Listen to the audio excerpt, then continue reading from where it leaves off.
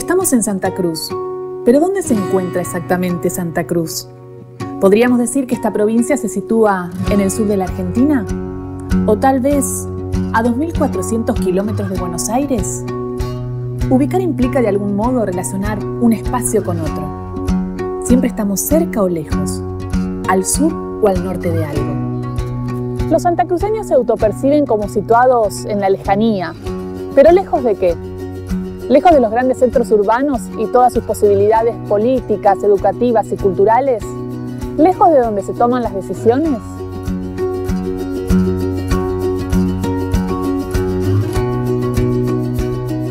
Pero estar lejos del centro, ¿implica necesariamente estar en una doble periferia? ¿Lejos del centro geográfico y lejos de los lugares de poder? De ser así, ¿cómo afectaría esto a la escena artística local? Cuando estudiamos arte, vamos de la investigación minuciosa de las obras a la vida de los artistas que la crearon. ¿Dónde nacieron? ¿A qué estrato social pertenecían? ¿Cuáles fueron sus influencias? En síntesis, su contexto. Porque pareciera que el contexto compone de alguna forma a la obra de arte. ¿Cómo definiríamos entonces el contexto santacruceño? ¿Cómo se compone este paisaje? Sin duda, podemos caer en la mera descripción geográfica, pero estos paisajes que necesariamente conforman su topología colorean también una forma de vida marcada por las distancias, el frío y el viento. ¿Debemos entonces redefinir el concepto del paisaje en un sentido más amplio, como algo que comprende a la gente y a su cultura?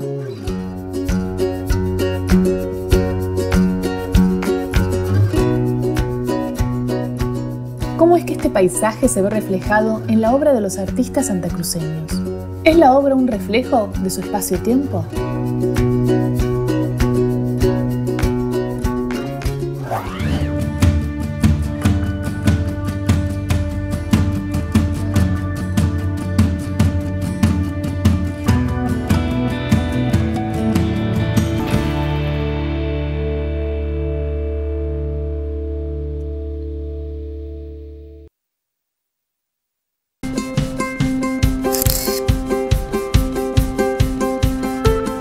¿Quién se atrevería a cuestionar el lugar de la fotografía en la escena del arte actual?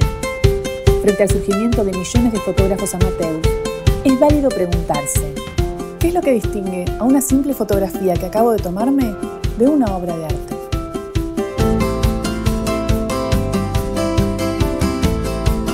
En fotografía hoy sí, es verdad, cualquiera saca fotos, consumimos muchas más imágenes de lo que consumíamos antes. Hoy desde que nos levantamos, los diarios, internet, las redes sociales, fotos que se envían por WhatsApp, no solamente por placer, sino por trabajo, para mostrar un hecho que sucedió hace unos pocos segundos y enseguida, como está la palabra ahora, se viraliza.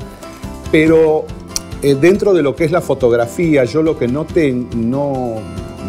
es que no hay tanto contenido visual. Y veo una imagen muy efímera. Efímera porque, como es digital, se suben a las redes y mueren un posteo del Facebook y ya está, ahí quedó la fotografía. O sea, yo no sé, ya lo había leído por otros autores, que no sé si en los próximos 20 años va a haber una generación que tenga recuerdos de la infancia o tenga fotografías. Ya no sé si se va a preservar tanto hoy la imagen precisamente por la cantidad, por la abundancia y porque tantas personas toman fotografías. Y hoy yo tengo y preservo imágenes familiares de, sí, algunas tienen 100 años, casi 100 años y se han preservado. La imagen ha podido sobrevivir. Hoy nosotros la imagen no la palpamos, o sea, está en un disco rígido, en un CD, DVD, en un pendrive o dentro de una computadora que luego se infecta, se borra todo y se pierde la imagen. Es como que no hay una preservación. Es difícil. Un amigo también me había dicho, bueno, sí, pero en realidad la gente antes los negativos tampoco los cuidaba, pero el papel en algunos casos alcanzó a sobrevivir. El papel pudo sobrevivir. La fotografía está cobrando dimensiones distintas. Hoy todo el mundo hace fotografía, con el celular, con el iPad, con cámaras de fotos, por supuesto. Y eso es lo que nos presenta un desafío y un empezar a pensar la fotografía de otra forma. Yo creo que hay muchas cosas, por lo menos desde mi punto de vista. Tiene que ver la formación, fundamentalmente, por supuesto, de base, el manejo de la herramienta, y además cuestiones que por ahí no se ven tanto, porque tienen que ver con la ética, con la honestidad, con el profesionalismo, la capacitación, con el estar aprendiendo siempre y no creerse que uno ya lo sabe todo. Al cuestionarnos el estatuto artístico de las imágenes, encontramos que en toda fotografía se encuentran presentes ambas dimensiones, la propiamente artística y la representativa, el registro. ¿Pero qué es lo que la fotografía registra? ¿Es la fotografía un medio de expresión? ¿Es una forma de plasmar un punto de vista sobre el mundo? ¿Se construye una imagen fotográfica o la imagen llega al fotógrafo? Yo elijo hacer algo que me inspire, algo que tenga que ver con un momento determinado mío. El trabajo que uno hace es lo que a uno lo sostiene también, ¿no? Y eso implica, bueno, capacitarse, pensar, repensar lo que uno está haciendo, repensarse a sí mismo, ver dónde uno está parado, qué es lo que está haciendo. Hay una serie de elementos que se combinan para que uno pueda decir que es un buen fotógrafo. Yo siento que ese es mi capital, ¿no? Hacer las cosas seriamente, con responsabilidad, con honestidad y tratando de desarrollar un ojo que sea propio, ¿no? Es que la fotografía es la vida misma y cada uno puede elegir el camino que quiera.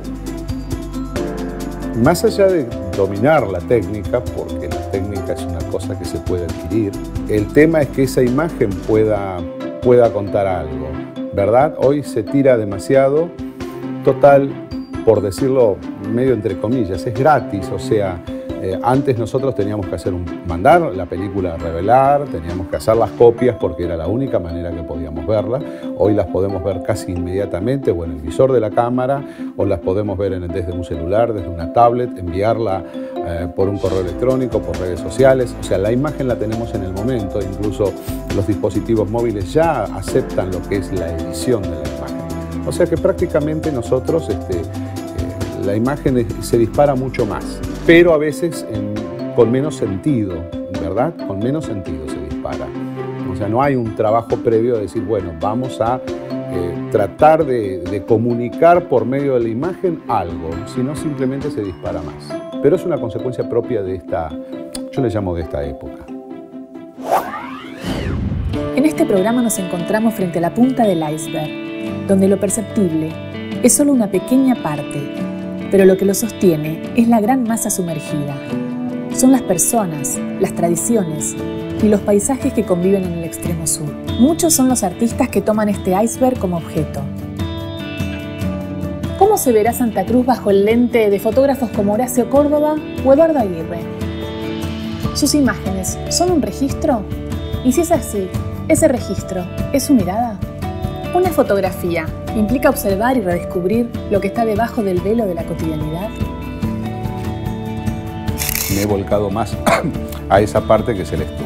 Y yo creo que el estudio, porque la condición climática a veces mucho no me permite salir, entonces, menos con cámaras de gran formato.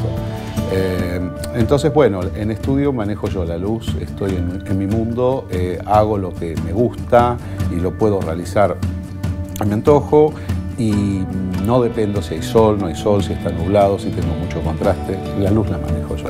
Yo sí aporto algo desde mi visión personal como fotógrafo o puedo sugerir, pero lo que siempre me pongo como meta es que la persona que va a ser retratada luego, cuando retire sus trabajos, se sienta satisfecho y se sienta orgulloso de verse en la foto. Entonces, por eso siempre soy muy cuidadoso en el retrato, en los detalles, porque me interesa que la persona, para lo que vino, es verse retratada, pero por sobre todas las cosas, verse bien. Yo siempre digo que soy más docente que fotógrafo. Muchos me dicen, ¿tenés lindas imágenes? Sí. Pero tengo muchas, pero todavía yo no creo haber alcanzado el hecho de decir tengo fotografías. En este momento la fotografía está tomando un rumbo muy distinto al que traía antes. Ya no es solamente salir a hacer una fotografía de algo que me impacta afuera, sino buscar eso que yo tengo adentro y que yo quiero ir trabajando. Hice varias muestras antes que esta, tenían que ver mucho con el paisaje natural o con el campo, o con otros aspectos de la vida en Santa Cruz, sentí una necesidad de reflejar algo de mi ciudad. Fue como una especie de deuda con la ciudad y de necesidad, una mezcla de ambas cosas. En estos últimos 10 años, aproximadamente, se instalaron estos barrios. Y fue como fuerte, ¿no? Para mí fue una presencia realmente muy notable, muy importante, porque están cambiando la geografía del lugar. Me llevó más o menos un año juntar esta idea y juntar estas imágenes en algo que, desde mi punto de vista, mostraba o decía algo sobre esta ciudad. Intento reflejar un poco lo que significa vivir en Río Gallegos, ¿no? Porque el clima tiene mucho que ver. Un patio, por ejemplo, que tiene una ropa colgada, un lavarropas, un sillón, todo en su patio y con la nieve encima, ¿no? Elementos que son de la vida cotidiana de mucha gente y que de alguna manera también pintan un poco al lugar donde vivís. Un reflejo del barrio en una ventana del mismo barrio, por ejemplo. La gente en el clima, hay una donde van 2 personas caminando por la calle, porque las veredas están muy rotas en muchas zonas, entonces es una costumbre de mucha gente caminar por la calle. Y el clima, había niebla en ese día, esa fotografía que muestro, hay niebla, según los autos que vienen, la gente que va caminando, es algo totalmente cotidiano y natural. Un pequeño hallazgo de haberlo podido encontrar, ¿no? Haber conjugado en esa imagen esa característica de la ciudad.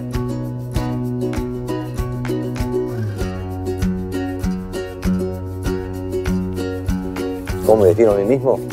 Si digo que para mí ser buen fotógrafo implica todas esas características, me trato de inscribir en ellas. O sea, trato de ser honesto, trato de hacer mi trabajo lo más profesionalmente posible.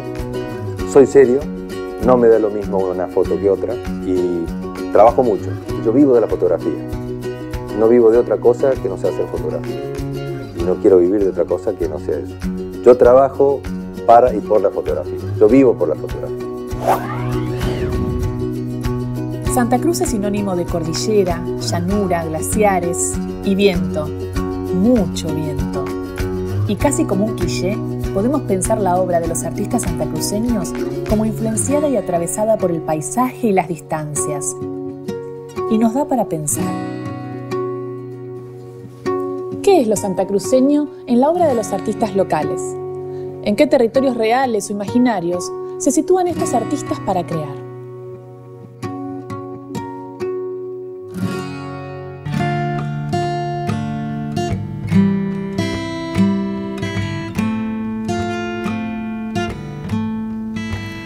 El mundo del arte contemporáneo se presenta como un lugar ecléctico, indefinido y experimental. Tanto las disciplinas artísticas como la misma idea de obra de arte se prestan a ser redefinidas y complejizadas por el artista. La pintura, en particular, ha sido uno de los escenarios en donde se han peleado las grandes batallas de la historia del arte. Abatida y agotada por la constante búsqueda de lo nuevo que implicó la carrera de las vanguardias, parecía haber sido fagocitada finalmente por el mercado del arte y la moda. Sin embargo, la pintura logró redefinirse a sí misma y a sus propios límites, recuperando su vigencia como forma válida de expresión.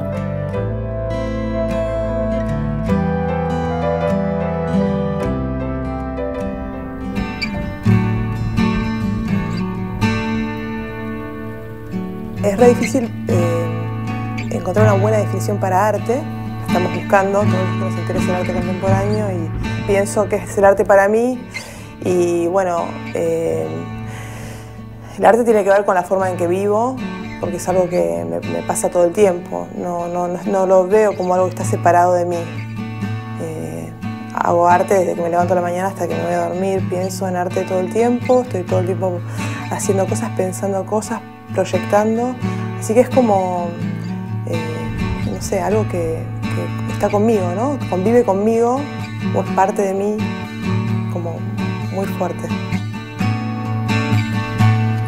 ¿Cómo me defino? Yo soy Marcela y pintora. No pienso en definirme, yo pinto lo que quiero pintar, enseño lo que sé. Tuve la suerte de ir a formarme a Córdoba y a poder aprender lo que es el arte, pero no la parte de taller. Éramos muchos y eso no te enseña la universidad. Yo creo que mi vida radica en eso, ¿no? En el arte. Tengo la suerte de trabajar en un lugar donde se maneja arte, se generan capacitaciones, se generan muestras. Yo creo que cualquiera puede a su manera, ¿no? Lo importante en el arte es poderlo expresar. No necesariamente uno tiene que saber manejar una técnica tal cual, sino uno puede expresar de distintas maneras, ¿no? Y eso es lo que yo transmito y transmito también a mis alumnos. Santa Cruz presenta características especiales porque es una provincia muy joven si se tiene en cuenta su historia artística. En este doble diálogo que el arte establece con la historia general por un lado y el contexto por el otro, debemos preguntarnos: ¿será que la corta historia de Santa Cruz nos permite hablar de una pintura propiamente santacruceña? Y si es así, ¿qué temáticas le preocupan a nuestros artistas locales? ¿Qué los mueve a crear? ¿Qué diálogo se establece entre el paisaje que los rodea y el mundo del arte en general?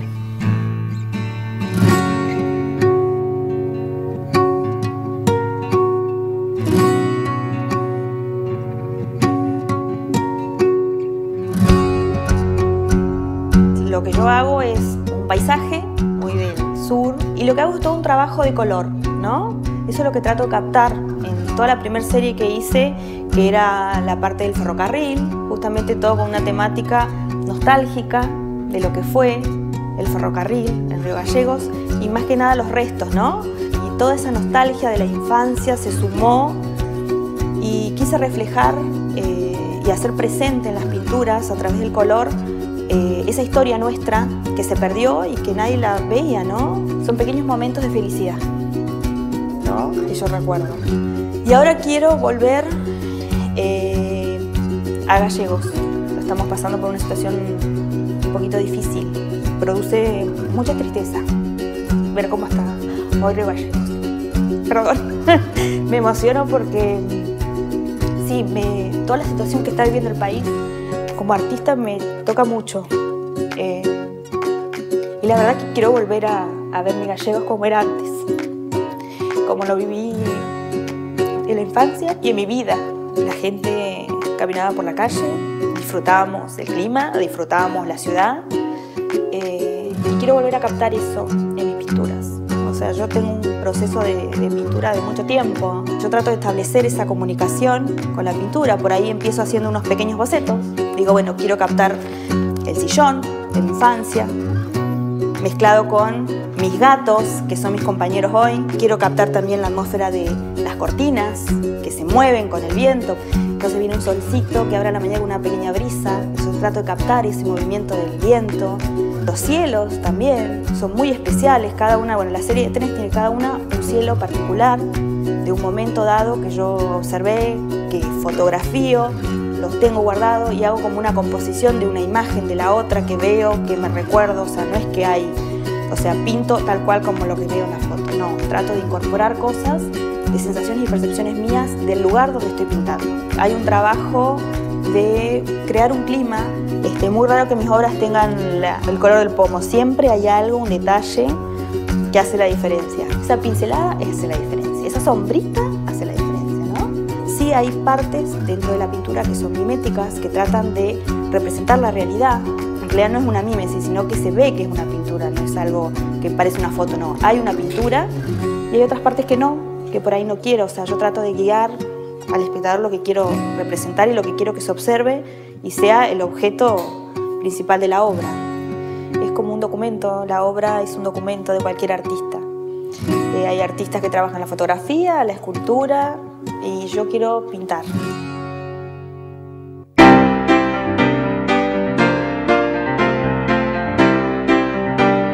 Bueno, esta obra que estoy haciendo es, bueno, por un lado tiene dos patas, que es una técnica que es como una reconstrucción de un montón de fragmentos. Estos fragmentos son papeles que están intervenidos con pintura. Siempre trato de como mantener la monocromía en cada uno de esos trabajos y hago como una reconstrucción, como si millones de cosas que están separadas puedan estar juntas, porque me gusta la idea de que algo que está desarmado nunca se va a poder volver a armar de la misma manera, porque cambia, muta. Y ese es un poco el motor de este trabajo. Y me gustaba como recordar una anécdota que yo tengo cuando fui desde Río Gallegos al Chaltén.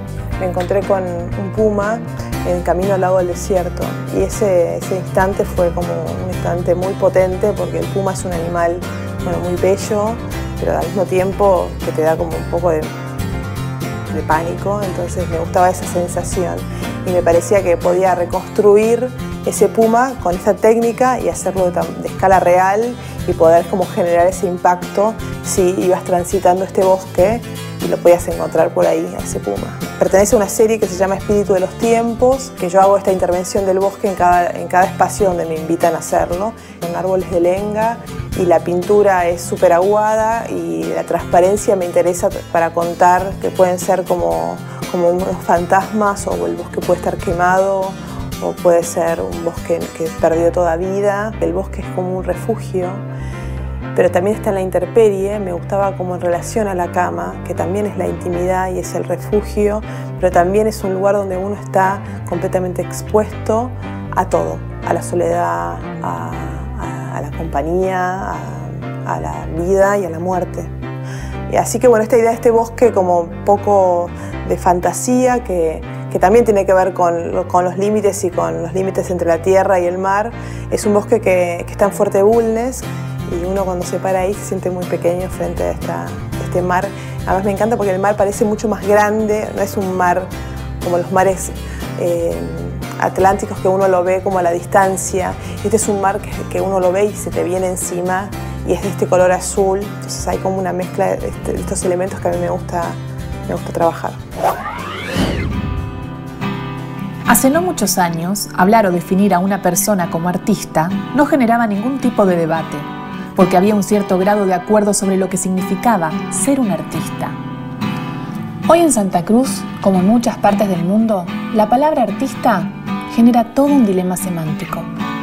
Así como Hegel anunciaba la muerte del arte, pareciera que en Santa Cruz se impone hablar de la muerte de los artistas, o al menos de una definición de artista a la manera renacentista, como un genio que produce arte encerrado en la soledad de su atelier.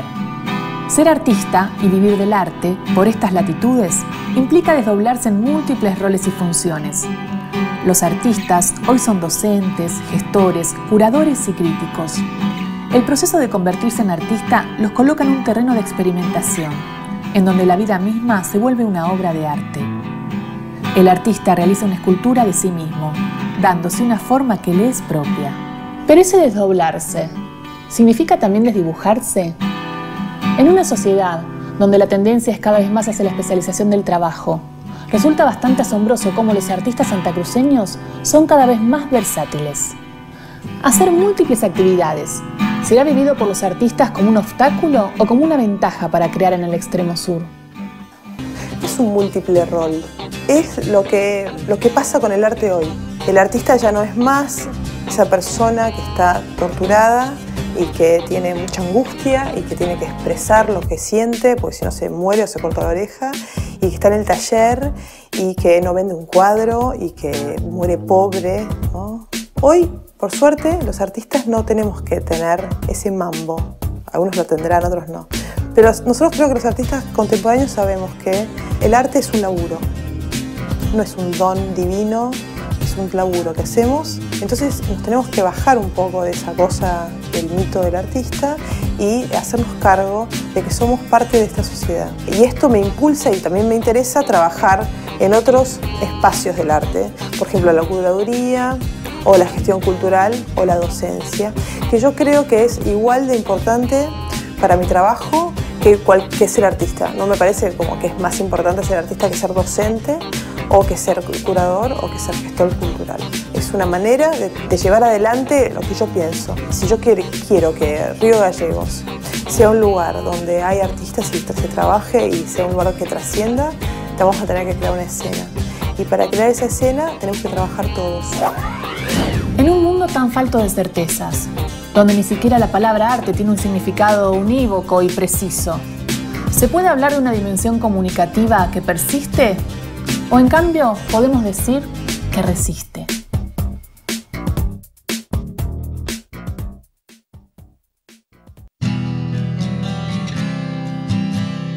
¿Es el arte un hecho comunicativo?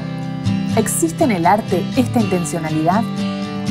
La palabra expresión y la palabra arte aparecen vinculadas tan fuertemente que parece imposible hacer referencia a una obviando la otra. Expresar implica declarar, ya sea a través de una palabra, un gesto o un movimiento. una determinada idea, sentimiento u opinión acerca del mundo. El sujeto que se expresa expone al mundo su propia subjetividad. Pero comunicarse implica algo más que la mera expresión de un sujeto.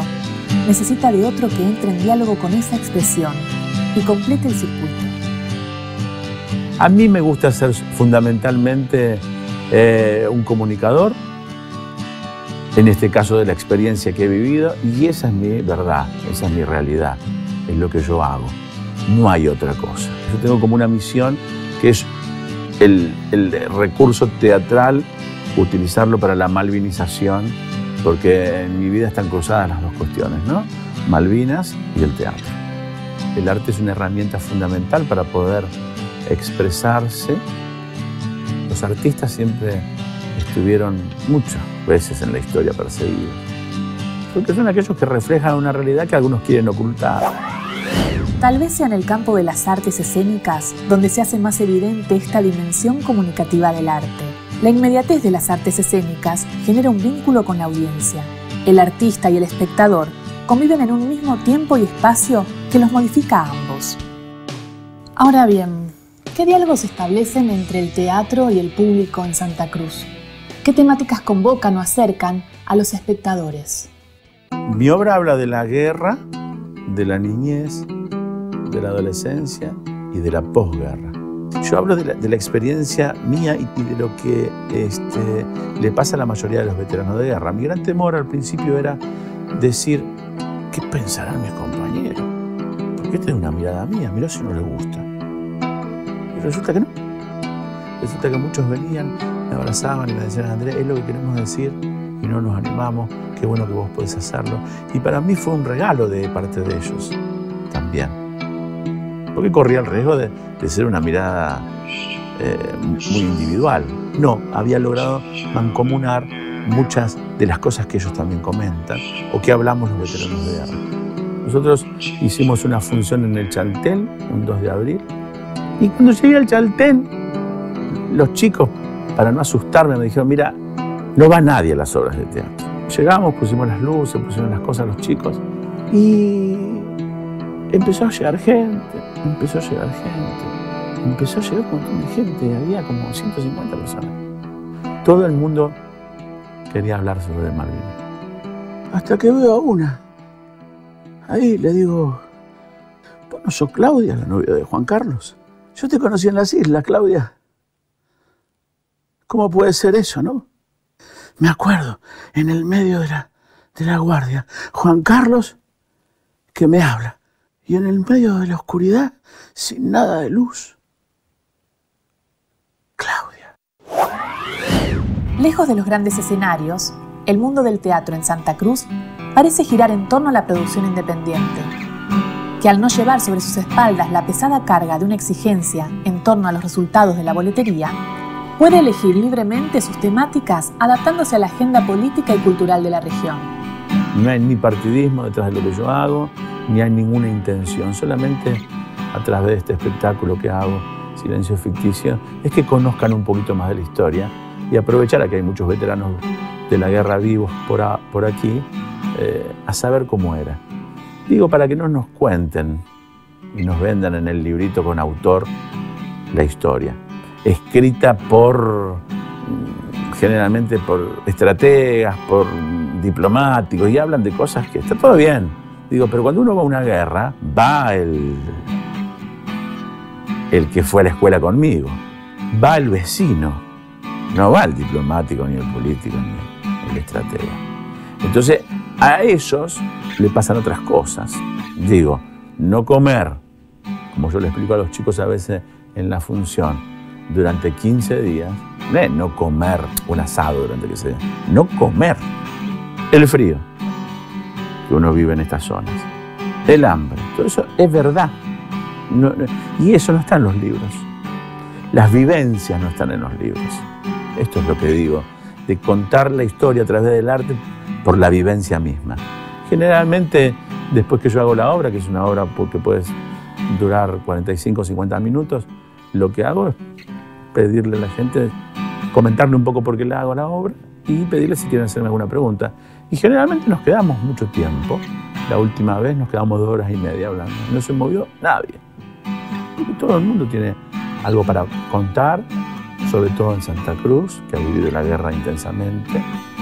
Todo el mundo sabe de Malvinas y todo el mundo pregunta.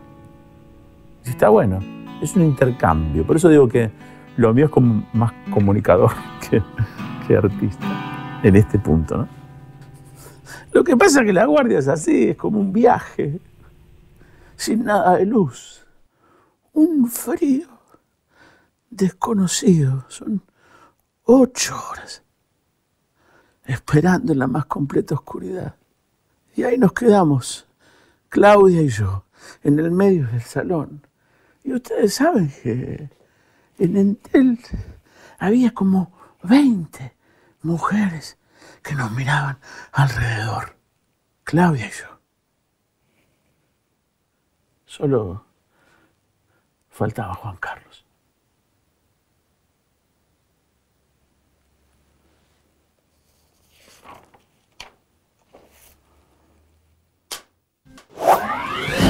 ¿Hay algo más común al hombre que su tendencia al cambio?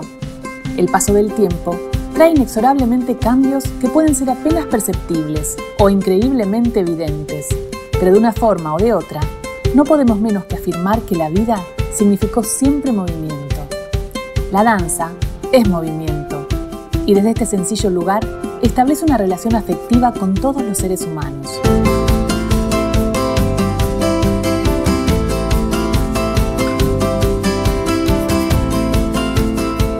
Siempre dije que la danza era la primogénita de todas las artes, entonces que se daba en el ser humano antes de empezar a hablar. O sea, todos danzamos, todos podemos danzar. Están como dice, no, yo no podría bailar nunca.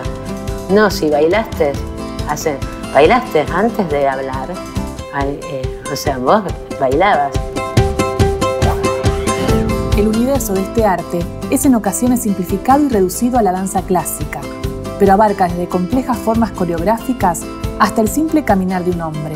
Muchos años ha tardado esta disciplina en desanudar los vínculos que la unían inexorablemente a la música, colocándola en el lugar de simple traducción de una melodía audible a un movimiento visible. Sin embargo, y para ser honestos, existe un ritmo del que la danza aún no ha podido librarse. El latido del corazón aún permanece como la música fundamental que genera y da vida al movimiento. Santa Cruz se mueve en el tiempo y por lo tanto danza. ¿Pero cómo lo hace? ¿De qué forma se expresa a través del movimiento? Pareciera como si esta joven provincia estuviera buscando su propio estilo de movimiento y para ello experimentar en el amplio repertorio que ofrece el mundo de la danza. La danza clásica es muy establecida, o sea, es para un grupo, para alguien determinado, y estableció quiénes y quiénes no podían, y qué físicos y qué no. Lo que pasa es que cuando se establece algo, es para un grupo de personas determinadas. Entonces decido retirarme de ese espacio para venir a un espacio en donde me sienta más cómoda y pueda llevar adelante cuál es mi forma de vivir y existir, que es la danza mirada desde otro lugar, sin criticar ninguna otra técnica ni la danza clásica, porque originalmente soy desde ese lugar. Entonces digo, bueno, entonces yo invito a todos los que quieran venir a este taller porque seguramente van a bailar. Cuando vienen acá al taller, siempre utilizo un elemento que es la tela, que lo usa un montón de gente, no es una creatividad, sino que es una protección por el frío, el sur y todo eso. Lo que más tenemos acá es el viento, que si uno lo lleva a la parte artística es maravilloso. Entonces empezamos desde ese lugar, poder utilizar lo que nos molesta, o el frío y todo eso, desde la parte del movimiento, que después se convertirá en una danza. En este recorrido que implica la búsqueda de la identidad, algunos coreógrafos han logrado dar vida a obras de autoría propia que reflejan el estilo y la idiosincrasia santacruceña.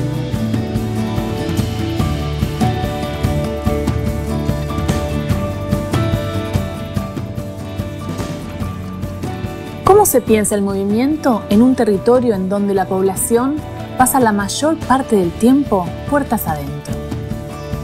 ¿Qué ¿Qué tipo de danza genera una provincia en donde por largos periodos de tiempo el simple hecho de caminar por las calles se vuelve imposible? Muñecas era una muy buena obra y la gente la quiere y la recuerda. Dicen, ay, Muñeca. Fue muy importante, muy querida de la gente. Una, porque adoro a Eduardo Galeano. Eran sobretextos de Eduardo Galeano, así que y adoraba a las mujeres que él nombraba. Y fue muy importante esa obra porque fue el comienzo de este taller, del taller a 2 cuadras de la Luna, en donde creamos el grupo experimental de danzas El Muro.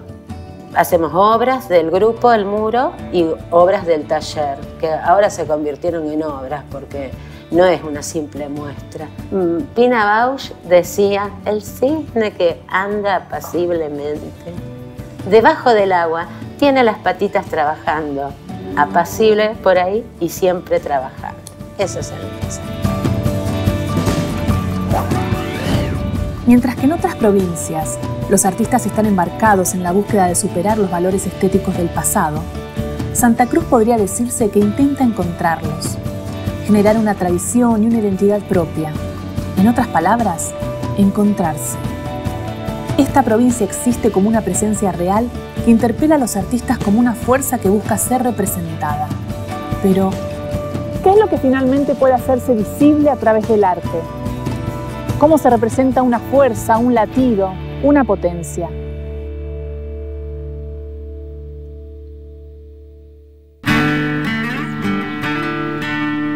La preocupación por el espacio constituye el eje central de la escultura. Más allá de las técnicas que un artista pueda llegar a utilizar, lo propio de esta disciplina es la creación de formas y volúmenes. La escultura ocupa un espacio, eso es cierto, pero también resulta evidente que a la vez crea espacios. Al espectador le toca entonces habitar esos nuevos espacios que la escultura crea. Pero ese habitar debe describirse al menos como complejo, pues la escultura plantea al espectador el desafío de la libertad. El concepto de punto de vista se hace evidente en esta disciplina. Para observar una obra, necesariamente se debe tomar una perspectiva que excluye otras. La observación de una escultura es, por lo tanto, un proceso activo, ya que una obra nunca es completamente abarcable con una sola mirada.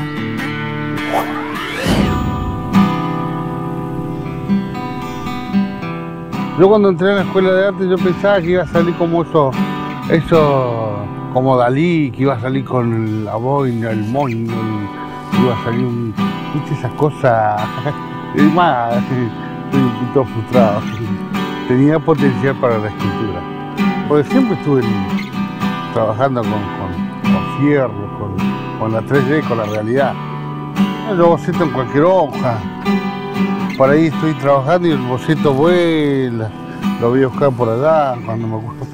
El boceto más que todo es para capturar la idea, dialogando con ciertas formas, uno va jugando. Y va buscando la 3D en el plan, por medio de trama.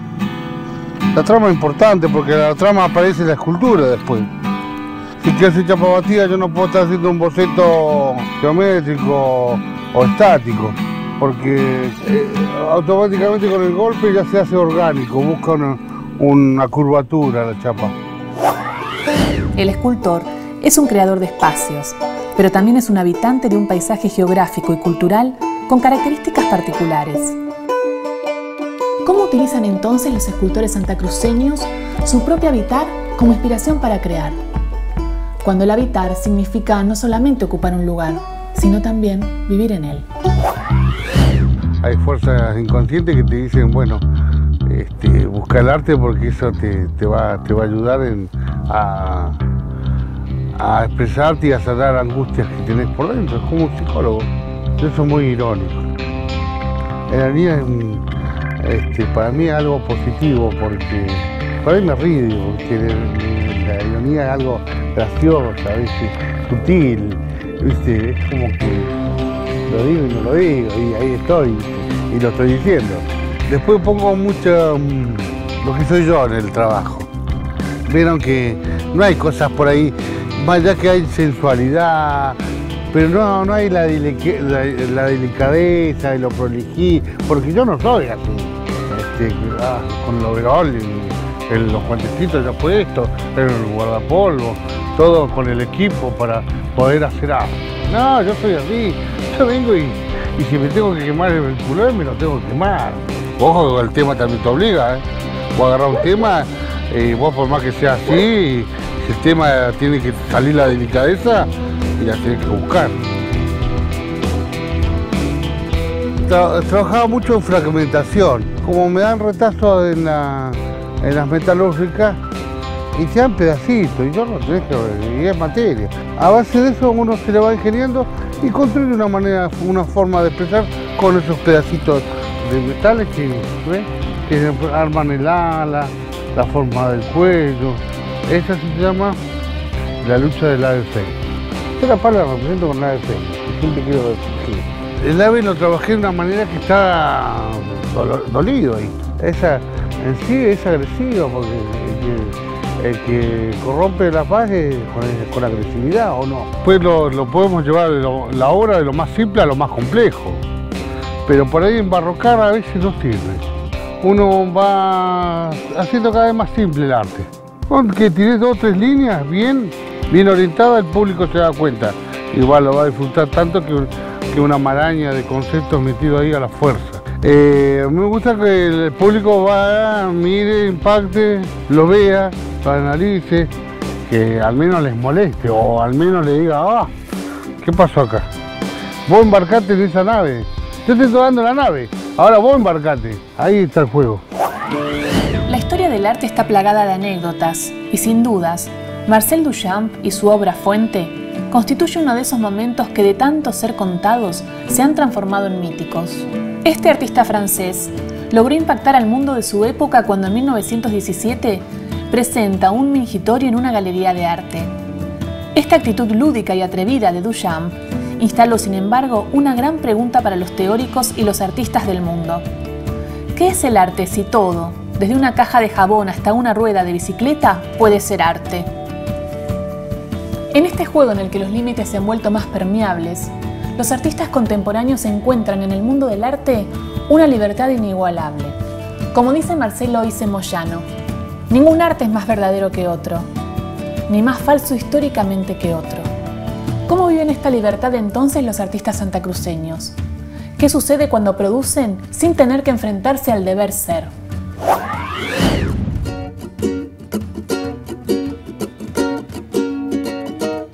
Y hoy en día los límites están medio desdibujados, siempre está en cuestión, pero lo que tiene hoy, que yo me considero un artista contemporáneo, que hay muchos que sí se van de límites.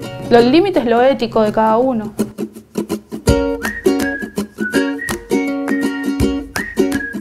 Hago arte cinético, también hago site specific, son obras que las creo para determinado espacio. También hago obras con luz.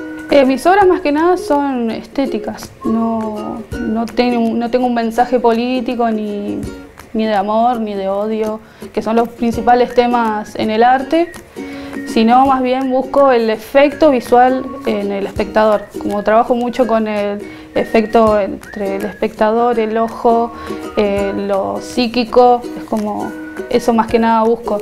Descontrolar un poco la visión y el cerebro. Bueno, primero siempre me hago anotaciones, ¿no? Siempre estudio primero qué es lo que voy a hacer, no sé, de dónde viene la geometría, qué artistas trabajaron con geometría, qué artistas trabajan lo cinético, entonces también hago como un estudio del color. Entonces, como yo me hago todas estas anotaciones para no irme del eje de la obra y de lo que quiero hacer, y después sí ya me pongo a trabajar con los bocetos. A veces dibujo, siempre la forma geométrica. Este lo hice en grande ahí en el complejo, que le cambié el color. Estas líneas, porque unas avanzan y otras retroceden. Entonces, como el juego de esto iba a dar el efecto que digo, que vos vas caminando y se mueve, estás parado y se mueve igual. Sea el movimiento que haga el cuerpo, la vista o se mueva el cuerpo, se desplace, esto se va a mover, aunque sea estático. Gente que por ahí no está alfabetizada con las artes visuales, le genera lo mismo que a la gente que está alfabetizada. Como que llega a cualquier tipo de público, eso también me interesa.